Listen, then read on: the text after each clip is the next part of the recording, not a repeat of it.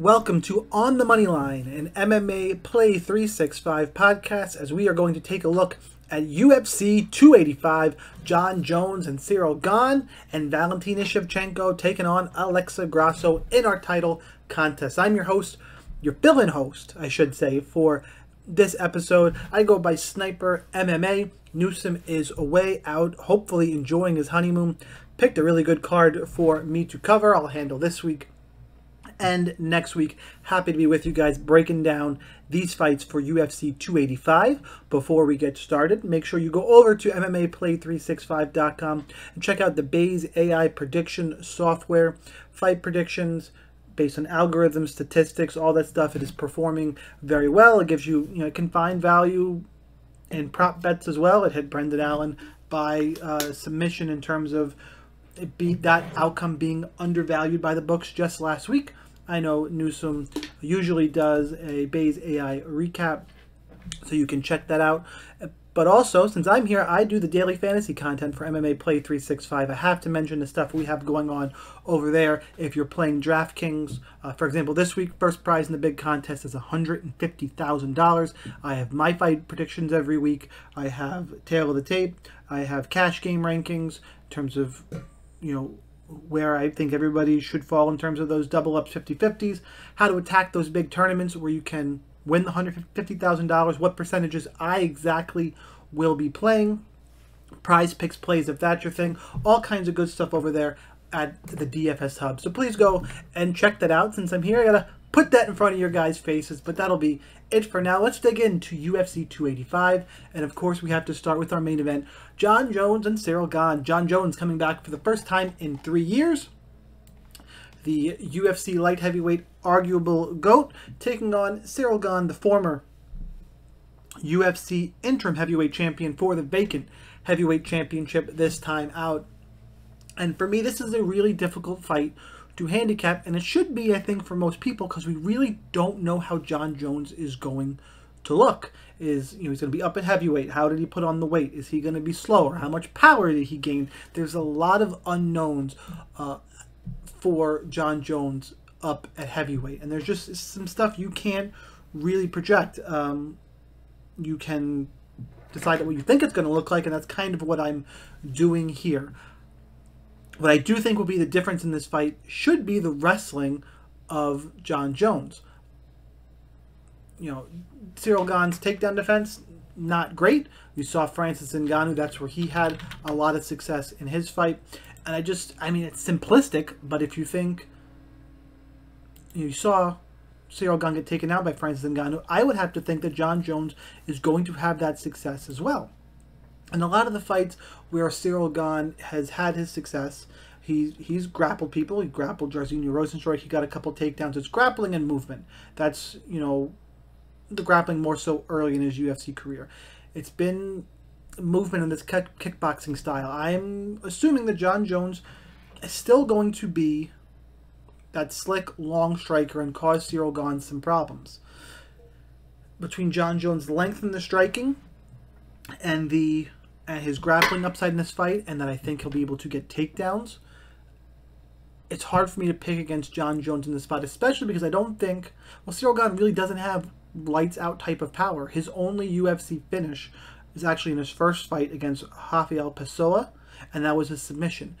Ciryl Gane does not put people away in the first round. And that's going to give Jon Jones the opportunity to grow into this fight. I think he'll grow into finding his opportunities both on the feet or find that success in the grappling. If this was a heavyweight with true heavyweight knockout power, it'd be another avenue. I'd be worried about Jon Jones. Ciryl Gane does not present that to me. Grappling, length. I think Jon Jones is going to make a triumphant return to the UFC and become the heavyweight champion. Official pick, Jon Jones via decision.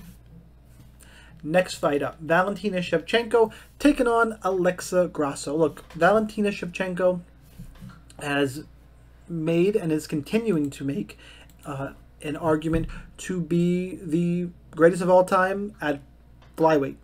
It's hard to say, period, because she's lost twice to Amanda Nunes. But all things aside, at this weight class, she's looked damn near untouchable for a long time. She had the hiccup against, you had the Jennifer Maia where she lost the round, everybody went crazy.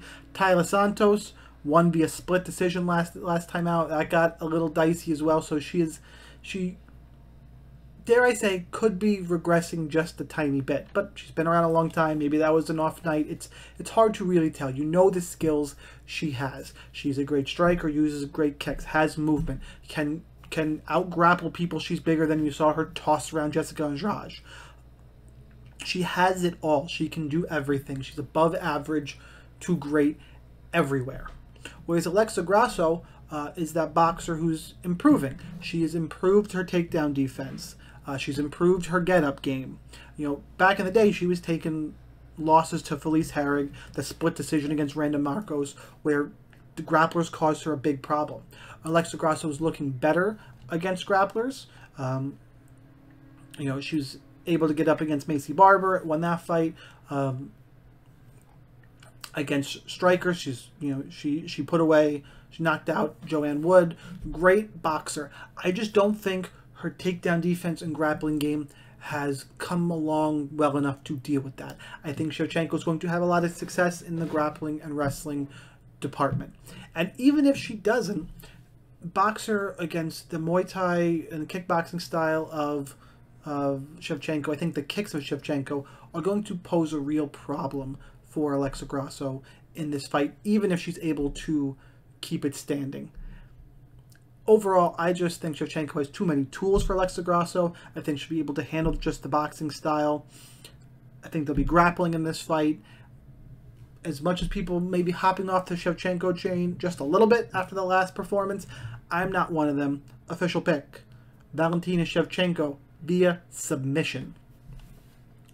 Next fight up, going to talk about Shavkat Rakhmonov taking on Jeff Neal. This is an appropriate step up for Shavkat Rakhmonov. Really good grappler. He's got power. He's explosive. He's athletic. All kinds of great adjectives for him. We saw him against Neil Magny. Super impressive last time up. By the way, I do want to put out there, I don't think MMA math works at all. Shavkat Rakhmonov beat Neil Magny. Jeff Neal lost to Neil Magny. So, MMA math, if you're not familiar, would say, oh, Rakhmonov's going to win. And while I'm going to pick Shavkat Rakhmonov at the end of this, it's not as simple as MMA math. Jeff Neal, by the way, has 85% takedown defense. But outside of a fight a while ago against Bilal Muhammad, and maybe Neil Magny, although it's a different type of grappling, he really hasn't faced wrestlers and grapplers. Like, he has a good takedown defense, but Rakhmonov's grappling, I think, will be on another level here. The more I watch Jeff Neal, the more hittable he looks than when he first came into the UFC. He is, I'm worried about some of his striking defense. And I really think that Shavkat Rakhmonov on the feet is more defensively sound. I like some of the kicks he's thrown. He got a knockout off one of them. His grappling is on point. The dude is just strong, athletic, and has multiple tools. This is a good step up for him. Where I'm a little worried about Shavkat Rakhmonov would be if Jeff Neal is able to eat a couple shots or just drag this into a war, which we've seen Jeff Neal be in wars before, a la the Vicente Luque fight. If this fight gets less pretty, I think Jeff Neal obviously has a lot of power there and has got the experience in some of these big fights that maybe that shines through. Ultimately, though, I do have to rely on what I've seen from Rakhmonov. I am a believer in this prospect.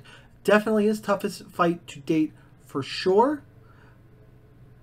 I think stylistically this is actually a more difficult matchup than the Neil Magny fight, but I do think he's going to come out on top. I think the grappling and submission skills will be there on Saturday night as well. Official pick: Shavkat Rakhmonov via submission. And the next fight of the night, let's go to Mateusz Gamrot taking on Jalen Turner. Really interested in this fight. I'm a believer in Mateusz Gamrot. He fought well against Beneil Dariush, but Dariush has just been on another level as of late. What's interesting to me in that fight is Mateusz Gamrot is getting takedowns on guys like Beneil Dariush, Arman Tsarukyan. He's good on the feet. He's quick, great movement, great scrambles. All of these things, like stylist, like technique-wise, however you want to say it, he is really, really good. Coming out of coming from KSW, I wasn't so sure after the Guram Kudalaidze fight, but Guram is no slouch either. Is worth mentioning. Like the problem is activity for Guram. But since that fight, Mateusz went on a 4-fight win streak, lost to Benny last time out, has showed his skills, really like what I've seen from him. Just another guy that can do it all. These guys who can strike, grapple. It's how you make moves up this division. I like the speed I've seen from Gamrot, and really the taking down of Arman Tsarukyan was really, really impressive. Jalen Turner, on the other hand, he's got 5 straight finishes, including 3 submissions. However, the best wrestler he's faced, in his time in the UFC was Matt Frevola, and in that fight, he was taken down 4 times. I do have concerns about the takedowns, the takedown defense from Jalen Turner. He's got good submission skills, though, so if Gamrot's going to look for a takedown, he better watch out for his neck. Just last time out, Turner got the submission win against Brad Riddell. That was the International Fight Week fight. I was there for that one. Really excited. It was on Jalen Turner there. So that was good. But that was the last time Turner's lost was that Frevola fight. He's gotten taken down a couple times since then, including against Brock Weaver, which is a little bit of a red flag for sure. And that's kind of where I'm going in terms of this pick. I have not seen enough proof that Turner can stop a takedown or get a submission on Mateusz Gamrot to pick him in this fight. I will say Turner, I think, has the higher finish potential, both for submission skills, like I've mentioned, and power. Jalen Turner does have big power. Knocked out Jamie Malarkey.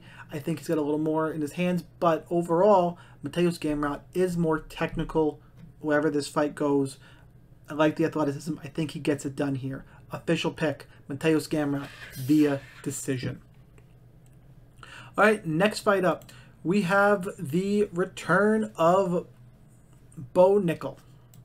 I say return loosely because it's really his debut, but the return of the hype train that is Bo Nickel. Look, we all know Bo Nickel's crazy wrestling pedigree, and the UFC is feeding him a perfect fight.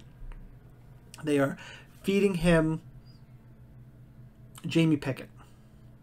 Jamie Pickett has got 60% takedown defense. He was taken down 3 times by Kyle Dawkins. The UFC is feeding their hype train appropriately. I don't see a world in which Bo Nickel doesn't get on top and dominate Jamie Pickett. Like, however he wants to get it done, I think he's going to get it done. And he's got 2 Contender Series fights, both finished in the first round, both one in 52 seconds and one in 1 minute and 2 seconds. So maybe Jamie Pickett will last 1 minute and 12 seconds. I think he's going to get a takedown and finish this really however you want. Jamie Pickett is a UFC vet. He is 3-6 in the UFC, but takedown defenses are a concern.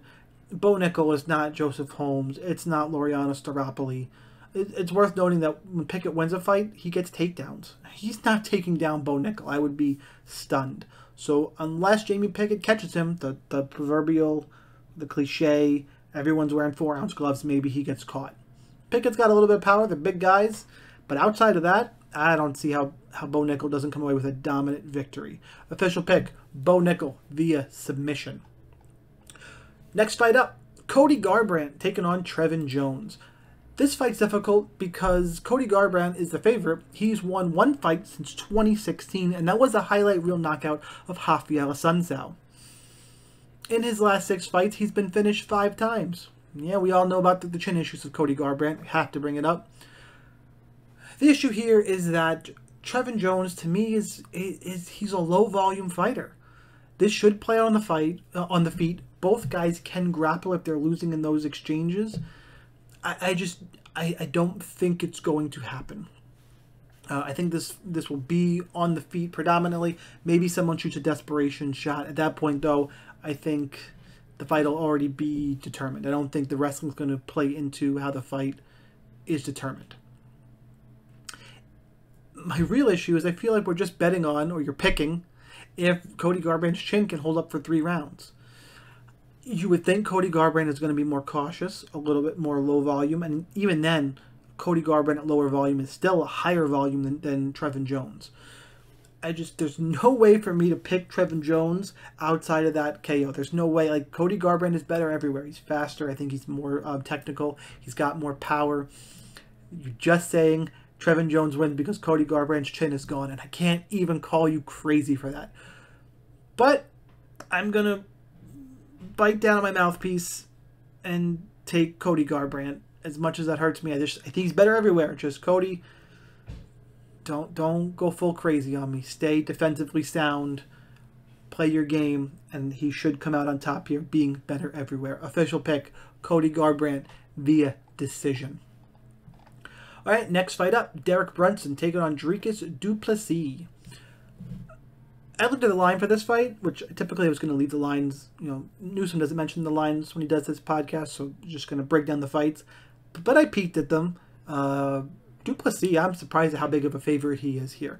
Look, both guys have power, and both guys have kind of a gas tank issue. I would argue that Dricus' du Plessis' gas tank issue concerns me a little more. But you also get on the Brunson side that worry about the chin.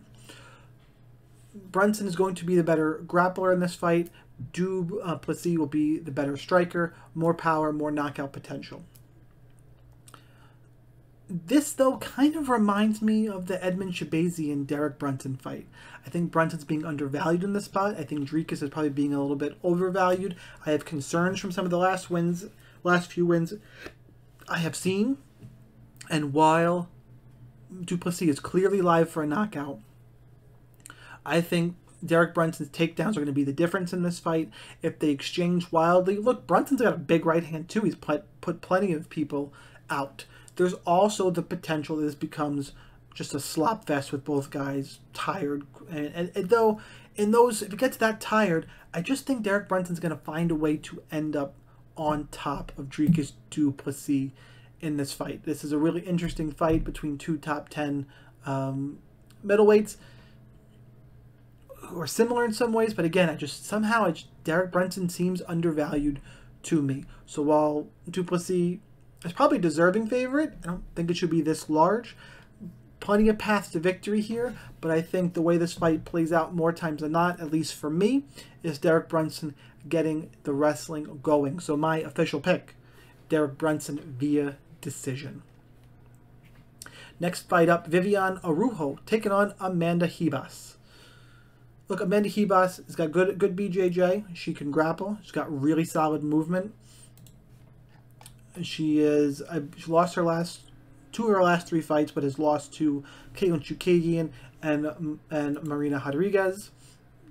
Not bad losses at all. Viviane Araújo, she's got good power. She's pacing herself well. She continues to improve is really what I'm getting at. She looks a little better each time up. I would argue probably has the better BJJ. How is this fight going to play out? I think that really Ribas is going to be able to stay off the cage, circle, stay out of trouble. I think Alexa Grasso is, going to look more for bigger shots. She's going to, I think, be more likely to try engage in grappling. Really, it's the ultimate X factor in this fight to me. I think it's going to be the movement of Amanda Ribas. I think she's going to do a better job in the exchanges. At the end of exchanges, though, I think there's a potential for Araújo to land the bigger strike. I think there's going to be movement and volume from Ribas, and I think bigger strikes from the side of Viviane Araújo. And the grappling, I don't think anyone's going to have a lot of success here. If anybody does, I would lean towards Araújo. But this is a really close fight, one that I definitely can see going either way. I mentioned it a few times with the hit home. It's just the movement of Ribas inches her up just enough for me in this matchup. Really tight fight though. Official pick is going to be Amanda Ribas via split decision. I've been saying decision most of the time. I want you to just keep in your mind how close I think it is. Amanda Ribas via split decision. All right, next fight up. Let's talk Julian Marquez taking on Marc-Andre Barriault. To me, breaking down a Julian Marquez fight is always a little bit different because of the pace and chaos that ensues. Julian Marquez is the Cuban Missile Crisis, and that is a very, very, very deserving nickname. Marquez can hurt Marc-Andre Barriault on the feet in any of these wild exchanges. I think really the deciding factor in this fight, I've mentioned a few times, is going to be the grappling here. I think he can take down Marc-Andre Barriault and dominate him there. Marc-Andre Barriault gets taken down a lot. If this fight stalls out in the clinch, I think that Barriault will have success there. I think he's probably better dirty boxing, knees, strength-wise. He could have some success in the clinch. Marc-Andre Barriault will also have the power edge early. So if this gets full Cuban Missile Crisis crazy, Marc-Andre Barriault could absolutely knock out Julian Marquez. But I think Marquez, that pressure will allow him to push forward. I think he'll be able to get a takedown and really have success there, and that should be where this fight is decided. So my official pick is Julian Marquez via submission. Next fight up, let's talk Ian Garry taking on Kenan Song. Ian Garry, another hot prospect. He's good all around, the former Cage Warrior champ. They're bringing him up, the right way. This is another step up in competition for Ian Garry. His UFC fights have been Jordan Williams, Darian Weeks, Gabe Green last time up. And now you have Kenan Song.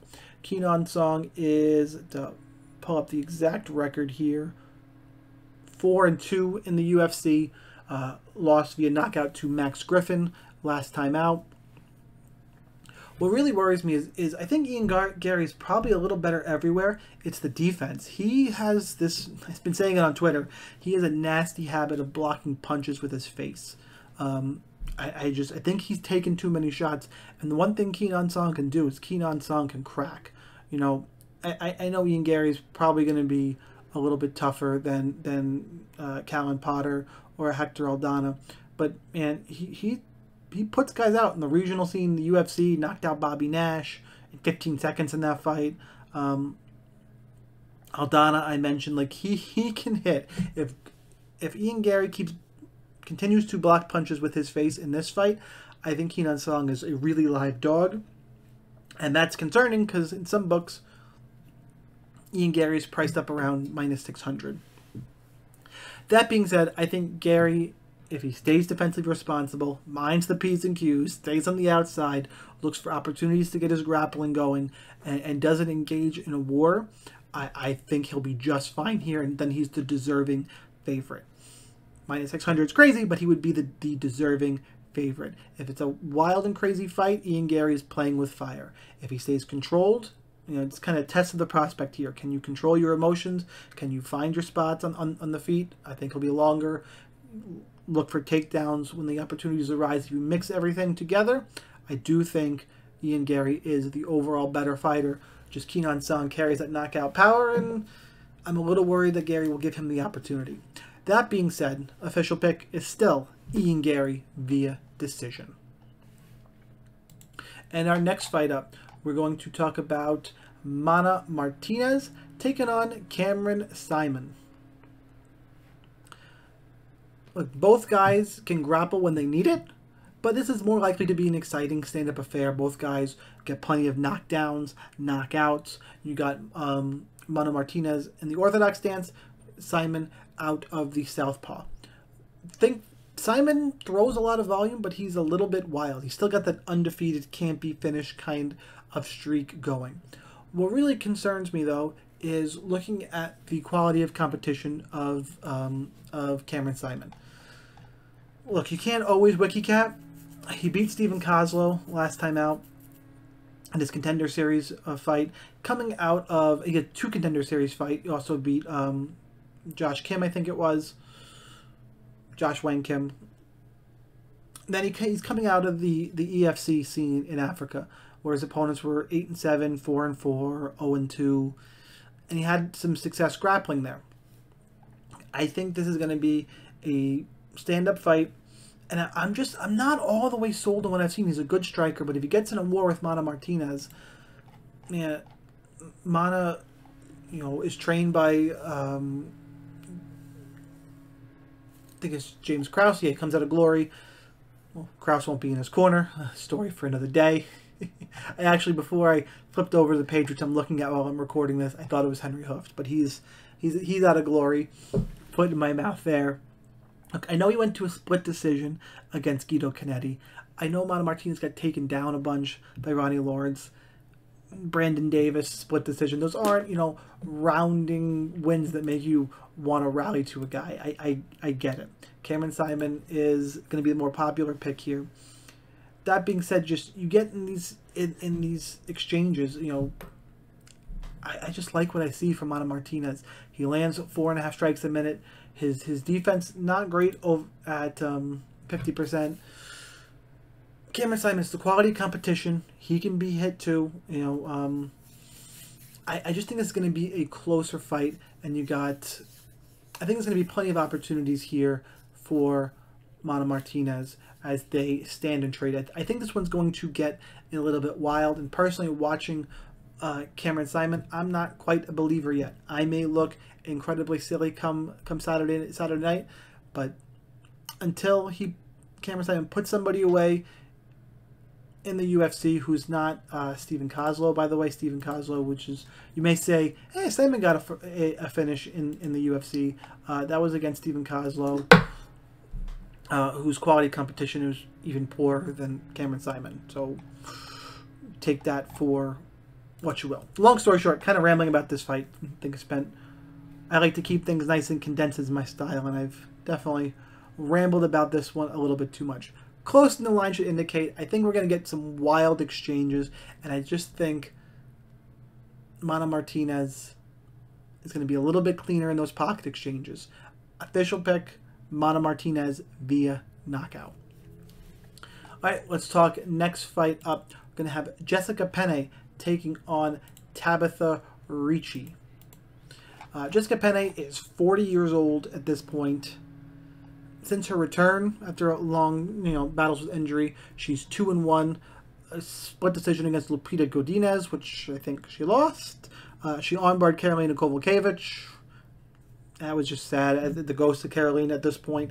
And then at that point, Emily Ducote did not look good last time out. Tabitha Ricci was fed to Manuel Ferriot in her UFC debut, and since then is 2-0, 10 takedowns. I think the breakdown of this one is pretty simple. I think Ricci will get Penne down and is just going to do whatever she wants to her down there. Even on the feet, though, if Ricci cannot, I'm not sure Jessica Penne could stand for 15 minutes and look dominant anymore over 15 minutes against anybody. I don't have that kind of faith in Jessica Penne. Those two things together, I think there's limited paths to victory for Penne, and there's one that I doubt she can really get done still. That's plan B. Plan A for Tabitha Ricci, I think, will be successful. I think she gets it done here and slowly builds her way back up after a really tough draw in her UFC debut. Official pick is Tabitha Ricci via submission. And our next fight,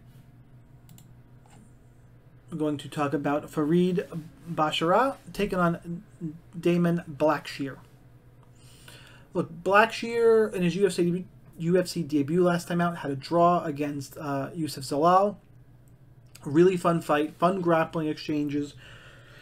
It should be concerning that Zalal had a big round 3. I think, regardless though, what you think about Blackshear, I'm really high on Basharat, whose name, it's one of those names I just can't say, so if I'm butchering it, get me in the comments, drive up the MMA Play 365 algorithm and tell me how bad I am at it. I think he's a really good prospect. He's solid all around. He's got really good striking. He can grapple. He can do it anywhere. I've seen it on the regional scene. I've seen it the last fight out that is stuck in my head right now.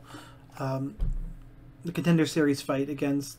Sorry, I'm cheating. I'm looking it up. Yes, I'm stalling to cheat. Alan Lugoso. His name did not ring a bell. Anyway, he had a decision there last time out. I think he can strike. He can grapple. I'm not, I think the ceiling is much higher on him than Damon Blackshear. I think where I really think this is going to happen, I don't think Blackshear's going to be able to get this fight to the ground, which is probably where he wants to be, is on top, because I think at space he's going to have issues with Bashara. Because what I think happens is I think Bashara hurts him on the feet and then goes to the ground to get his submission. I think Bashara is a really, really, really strong prospect in this division. Keep an eye out for him. And hopefully he doesn't make me look silly on Saturday, because official pick, Farid Bashara via submission. And let's finish up with our last fight of the night, the latest addition to this card. Originally it was going to be Esteban Ribovic against Kamala Kirk. Kirk withdrew, and in comes, well, no slouch. This was a tough late notice replacement for Ribovic to get here, because it is Loic Radzhabov. It's a PFL vet. He's got wins over Alex Martinez. He's got wins over Chris Wade. Like, this is a legit guy. He was in the PFL final in 2021, I believe. He is no joke. He belongs in the UFC. A really strong grappler. Over to the Esteban Ribovic side. He's been running through people on the feet on the regional scene. Now, granted, it's the regional scene. He's got 11 wins, all by finish. 2 of those wins within 30 seconds. He won in 90 seconds on the Contender Series against Thomas Powell. He's got big power. He's solid. His striking is really solid. My worry is that he has not yet been tested. And that's kind of how I think this fight is going to play out. Just based on their histories and watching, I think it's a straightforward one in terms of, well, what are the two outcomes here? Ribovic is probably going to come in hot. He's got the UFC adrenaline too. Could have an adrenaline dump, but either way, he's going to come in amped up. He's either going to knock out Radzhabov, or I think Radzhabov will be able to settle into the fight, use his grappling, and just grind Ribovic out. And really cruise to win at that point. Radzhabov is the favorite. I think that Ribovic is a live dog, especially you don't really know where you're getting a guy, from the regional scene who's, just running through people. What are we going to get when he is tested? Until I see it, though, and that grappling dominant style of Radzhabov, that has to be the style that I favor. So the official pick is Radzhabov via decision. That's all I got for you guys for this episode of On the Moneyline, filling in for Newsome. I know my style is a little bit different than him. I am pretty condensed in terms of I don't do these long, drawn-out analyses of fights. I hope you guys enjoyed it. I will be monitoring the comments in this video and responding from my own YouTube account. Always willing to talk fights with you guys. See where I miss things, where you agree, don't agree, all that good stuff. Let's just talk fights. That is, what I'm all about. Make sure you go to MMA Play 365. Newsome does have plays up over there still, even though he's on vacation, on his honeymoon. It's got stuff up over there for you. My strength is the strategy side of daily fantasy, taking some of these picks and how do we convert them, and hedge some of your plays too. Where are the smart places to hedge for daily fantasy in terms of building optimal lineup constructions for tournaments, cash games, all that good stuff. That's kind of really what my strength is. And that's it for this episode of On the Moneyline for UFC 285. Good luck with those bets and in those contests. We'll see you next time.